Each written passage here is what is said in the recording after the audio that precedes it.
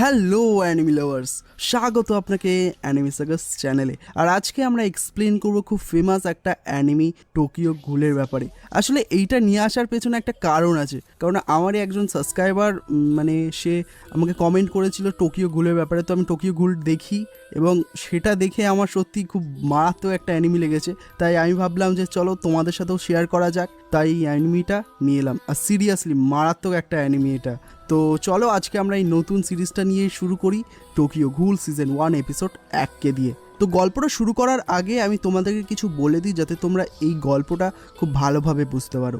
তো আমরা যেমন দেখেছিলাম ডেমন স্লেয়ারে ডেমনরা থাকে, ওয়ান পাঞ্চ ম্যানে মনস্টাররা থাকে, অ্যাটাক অন টাইটেনে টাইটেনরা থাকে, আবার চেইনসো ম্যানে যেমন ডেভিলরা থাকে, ঠিক তেমনই টোকিও ঘুলে ঘুলরা থাকে। ঘুল হচ্ছে মানুষদের মতো দেখতে, কিন্তু মানুষদের থেকে একদমই আলাদা, কারণ তাদের কাছে একটা স্পেশাল পাওয়ার আছে। আর এই ঘুলরা মানুষদের খেয়ে বেঁচে থাকে, কিন্তু এদের দেখলে কেউ বুঝতেও পারবে না যে এরা ঘুল, কারণ এদেরকে পুরো মানুষদের মতনই দেখতে হয় এবং তাই তারা মানুষদের সাথেই থাকে। যাই হোক, এই গল্পের মেন ক্যারেক্টার হলো কেনকাই নাকি, খুব সিম্পল একজন ছেলে, এবং পরে কিভাবে সে ভিলেন হবে জানতে পারবো। আর তার বন্ধুর নাম হচ্ছে হিদোশি। বাদবাকি ক্যারেক্টারগুলো আমরা গল্পের আগে জানতে পারবো। তাহলে চলো শুরু করা যাক আজকের এই দুর্দান্ত এপিসোডের শুরুতেই হেলিকপ্টার থেকে টোকিও শহরের সিন দেখায়, আর হেলিকপ্টার থেকে অ্যানাউন্সমেন্ট করতে থাকে যে CCG/203 একটি অনুপ্রবেশকারী 20 নম্বর ওয়ার্ডের অ্যাকুয়া বিল্ডিংয়ে দেখা গেছে। হতে পারে সেই অনুপ্রবেশকারী একজন ঘুল হবে। আর তখনই আমাদেরকে সেই ঘুলকে দেখানো হয় যে খুব নির্দয়ভাবে মানুষদেরকে খেতে থাকে। আর তখনই সেখানে একটা লোক আসে এবং সেই লোকটা বলে, এবার আমি বুঝতে পারলাম যে কেন তারা তোমাকে শুধু পেটুক বলে। আর তখন সেই ঘুল বলে, তুমি কি জানো না যে খাওয়ার সময় কাউকে ডিস্টার্ব করতে নেই? তখন সেই লোকটা বলে, আমি ওপর মহল থেকে অর্ডার পেয়েছি যে তোমাকে জ্যান্ত ধরে নিয়ে যেতে হবে, কিন্তু তুমি যদি খারাপ না ভাবো তাহলে আমি তোমার শরীরের কিছু অংশ কাটতে চাই। আর তখন সেই লোকটা সেই ঘুলের ওপর অ্যাটাক করে দেয়, কিন্তু সেই ঘুল লোকটার হাত থেকে সেই অস্ত্রটা নিয়ে সেখান থেকে পালিয়ে যায়। এরপর সে একটা উঁচু জায়গায় উঠে আর বলে, এমনিতেও আমি তোমার সাথে খেলার কোনো ইচ্ছাও নেই। এই বলে সেই লোকটার অস্ত্রটা ফেলে দেয় সেখান থেকে। এরপর সিন চেঞ্জ হলে আমাদের একটা ক্যাফের সিন দেখায়, যেখানে আমাদের গল্পের মেন ক্যারেক্টার কেনকাইনিকিকে দেখানো হয় যে তার বন্ধু হিদোশির সাথে ক্যাফেতে বসেছিল। হিদোশি একটা কথায় খুব জোরে জোরে হাসতে থাকে। হিদোশি বলে, তুমি কি তোমার প্রথম ডেটে বুক স্টোরে করবে? আর তখন কেন বলে, এতে হাসির কি হলো? এরপর কেন বলে, আচ্ছা আমি যদি তাকে বার্গার খাওয়াতে নিয়ে যাই তাহলে কেমন হবে? হিদোশি বলে, আমার মনে হয় না যে সে ইমপ্রেসড হবে, কিন্তু তুমি এমন কোনো জায়গায় নিয়ে যেতে পারো যেখানে সে পছন্দ করবে, মজা পায়। কেন তাকে জিজ্ঞাসা করো কোন জায়গায়? তখন হিদোশি বলে, আরে আমি যদি জানতাম তাহলে আমি কি তোমার সাথে এখানে বসে থাকতাম? আর তখন হিদোশি সেই ক্যাফেতে কাজ করা একটি মেয়ের দিকে ইশারা করে বলে, কানেকি এটাই কি সেই মেয়ে যার কথা তুমি বলছিলে? কানেকি বলে, আরে না না, এটা সেই না, কিন্তু এই মেয়েটাও খুব সুন্দর দেখতে। এরপর সেই মেয়েটা অর্ডার নেওয়ার জন্য তাদের কাছে যায়। তখন হিদোশি সেই মেয়েটার নাম জিজ্ঞাসা করে এবং মেয়েটা বলে, আমার নাম তৌকা কিরিশিমা। তখন হিরোশি বলে, তুমি কি কাউকে খুঁজছো যে তোমার বন্ধু হবে? এটা শুনে তোকা লজ্জা পেয়ে যায় এবং সেখান থেকে চলে যায়। তখন কেন বলে, হিরোশি এইসব কেন করছো? এর জন্য আমাদেরকে এখান থেকে বের করে দিতে পারে। এরপর তখন ক্যাফের মধ্যে একটা মেয়ে আসে, আর কানেকি হিরোশিকে বলে যে এটাই সেই মেয়ে যাকে সে পছন্দ করে। হিরোশি সেই মেয়েটাকে দেখে বলে, আমার মনে হয় না যে তোমার কোনো জুটি হবে। আচ্ছা ঠিক আছে, চেষ্টা করতে পারো, আমি এখন যাই।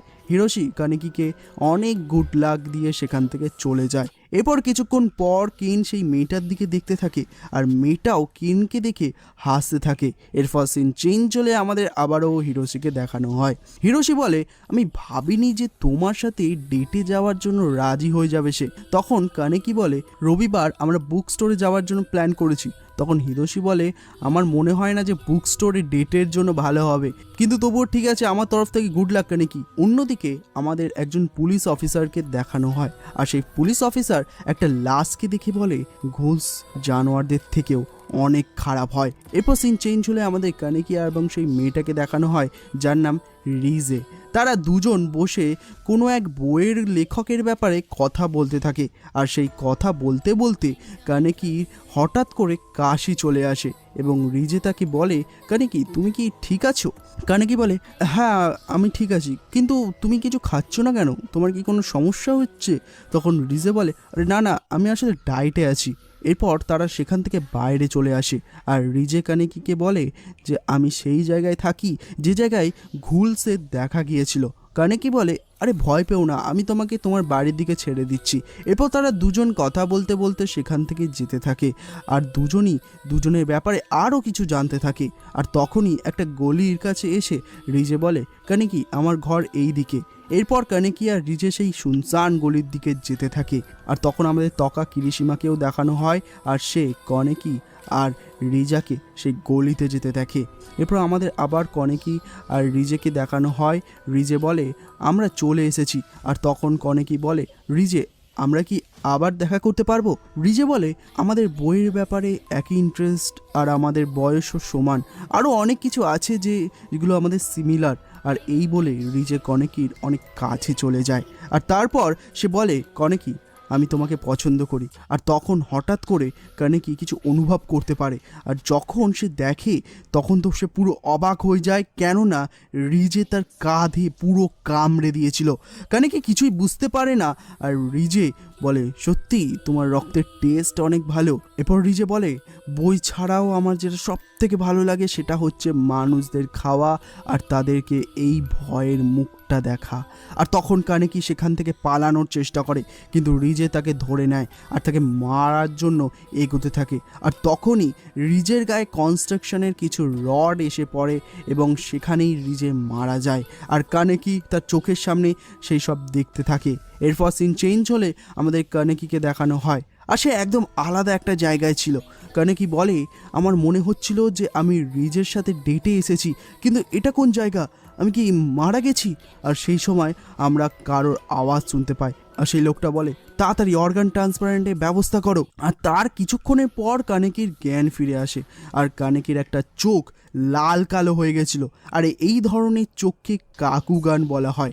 মনে রাখবে এই চোখকে কাকুগান বলা হয়, কেননা পরের এপিসোডগুলোতে আমরা এর ব্যাপারে আরও অনেক কিছু জানতে পারবো। এরপর আমরা জানতে পারি যে রিজের অর্গানগুলো কানেকির খারাপ অর্গানের সাথে ট্রান্সপ্ল্যান্ট করে দেওয়া হয়েছে, নইলে কানেকিকে বাঁচানো যেত না। এরপর আমরা দেখতে পাই যে কানেকি খাবার খেতে থাকে। সে কিছু খাবার খায় আর বলে, এটা কি বাজে খেতে।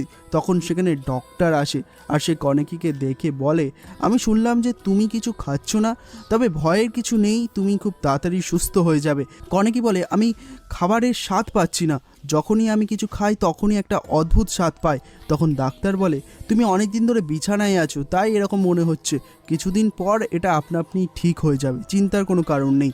এরপর কানেকিকে হাসপাতাল থেকে ডিসচার্জ করে দেওয়া হয় আর কানেকি তার ঘরের দিকে যেতে থাকে। কানেকি যেতে যেতে বলতে থাকে, সব কিছুই তো নর্মাল লাগছে, কিন্তু তবুও কেন আমার ভেতরটা এরকম করে খাচ্ছে কেন? যখন সে ঘরে আসে তখন দেখে যে হিদোশি তার জন্য তার ফেভারিট খাবার হ্যামবার্গার পাঠিয়েছে এবং তার সাথে একটা চিঠিও লেখা আছে।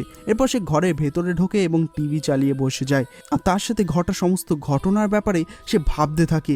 এরপর টিভিতে একটা লোক বলে যে একজন ঘুল কোনো খাবার ছাড়া 1 থেকে 2 মাস টিকতে পারবে, আর একটা ঘুল মানুষদের খাবার একদমই খেতে পারবে না।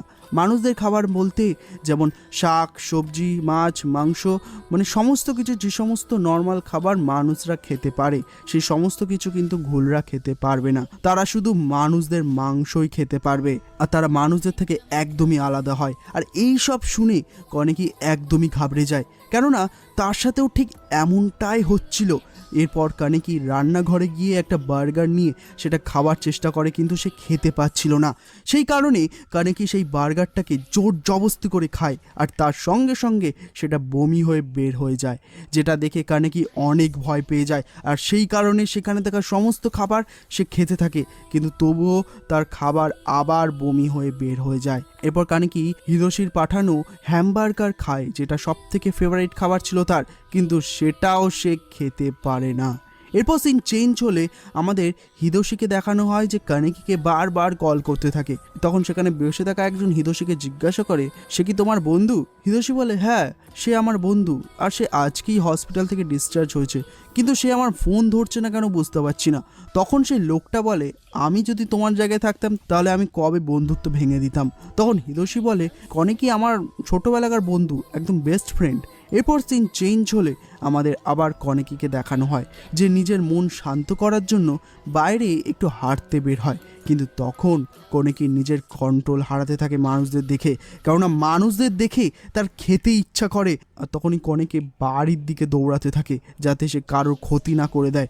ঘরে এসে সে আয়নায় নিজের চেহারা দেখে, আর তখন তার কাকুগান আয়ও অ্যাক্টিভ হয়ে যায়। সে তার চোখের দিকে তাকিয়ে বলে, এটা কি হলো আবার? আর তখনই কানেকি তার আয়নায় রিজেকে দেখতে পায়, সেই কারণে সে আয়নাটাকে ভেঙে দেয়। এরপর সে একটা চাকু নেয় এবং বলে, আমি যদি ভুল হয়ে যায় তাহলে আমার এই চাকুতে কিচ্ছু হবে না। তাই সে সেই চাকুটা দিয়ে তার পেটে মারে, কিন্তু সেই চাকুটাই ভেঙে যায় আর কিছুই হয় না।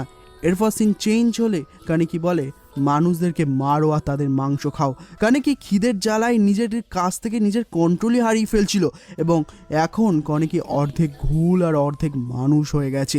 এরপর সে একটা গন্ধ পায় আর বলে, এই গন্ধটা একদম আমার মায়ের হাতের রান্নার মতো গন্ধ। কানেকি সেই গন্ধের পেছনে পাগলের মতো যেতে থাকে, আর যখন সে সেই গন্ধেটার কাছে পৌঁছে যায় তখন সে দেখে যে একটা ঘুল একটা মানুষকে খাচ্ছে। কানেকি কাঁদতে কাঁদতে বলে, একটা মরা মানুষের গন্ধ আমার মায়ের হাতের তৈরি খাবারের মতো লাগছিল।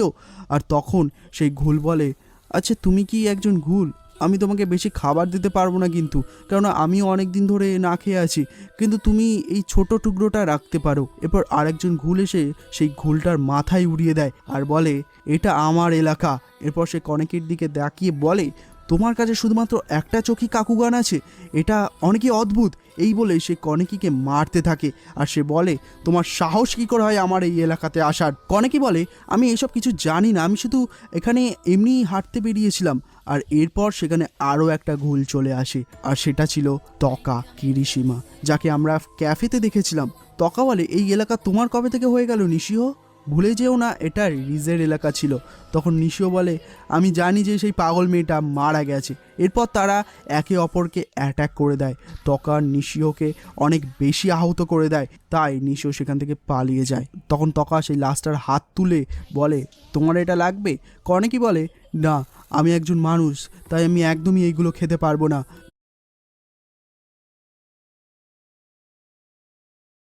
তখন তকা বলে, আরে তুমি সেই না যে রিজের সাথে ছিলে? তুমি কি করে বেঁচে গেছো রিজের হাত থেকে?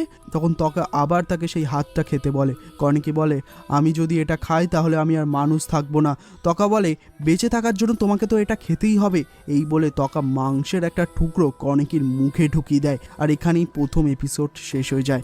তো বন্ধুরা কমেন্ট করে জানাও যে এই অ্যানিমিটা তোমাদের কেমন লাগলো, আর তোমরা যদি বলো তাহলে কিন্তু আমরা এই সিরিজটাকে কন্টিনিউ করবো। তাই অবশ্যই কমেন্ট করে জানাবে, কারণ কমেন্ট আমার কাছে খুবই ইম্পর্টেন্ট। আর এই ভিডিওতে অবশ্যই 1K লাইক করে দেবে, কেননা যাতে আমি বুঝতে পারি যে তোমরা পছন্দ করেছো আর আমি যাতে পরে এপিসোডটা তৈরি করতে পারি। তাই প্লিজ তোমরা লাইক করো। আর হ্যাঁ, ভবিষ্যতে এরকম আরও ভালো ভালো অ্যানিমি দেখতে চাইলে অবশ্যই আমাদের চ্যানেল অ্যানিমি সাগাসকে সাবস্ক্রাইব করে বেল আইকন অবশ্যই ক্লিক করবেন। বাকি আমরা দেখা করবো